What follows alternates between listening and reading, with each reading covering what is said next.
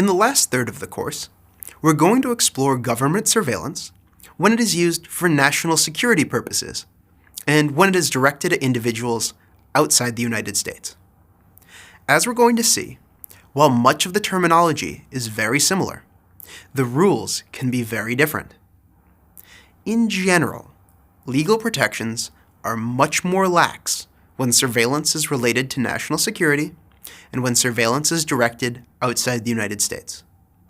Both the Fourth Amendment and statutory privacy protections are watered down. Moreover, these areas of law have largely developed in secret, ex parte proceedings, even more so than the law that applies to ordinary law enforcement. My hope is that this part of the course will give you a much richer explanation than you might find elsewhere. We're going to explore these areas of surveillance in two segments. This part focuses on how constitutional and statutory protections are different in national security contexts and when applied outside the United States. In particular, we're going to look at the Foreign Intelligence Surveillance Act, or FISA, which is roughly the intelligence parallel to ECPA. In the next and final part of the course, we're going to look at specific national security agency surveillance programs. We're going to explore how those programs seem to technically operate, and we're going to explore the legal underpinnings of those programs. Before turning to the substantive material, I want to make 3 notes.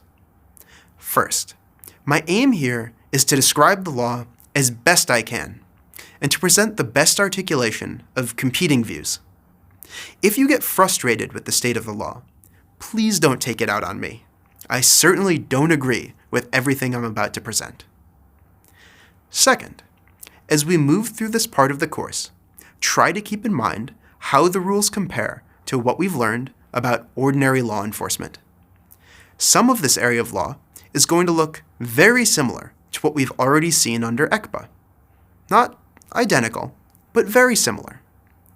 Other parts are going to look totally alien, with substantially lesser protections and substantially different statutory interpretations that seem like they would never fly for ordinary law enforcement. So keep that in the back of your mind. Third, this part of the course, perhaps more than any other, will challenge you to think like a lawyer. You'll need to separate the law as it is from the law as you think it should be. That's a very important skill, since it allows you to better predict how courts might rule, it allows you to make more effective critiques of current practices, and it allows you to more precisely suggest reforms. All right, with those 3 notes, let's turn to the substantive material.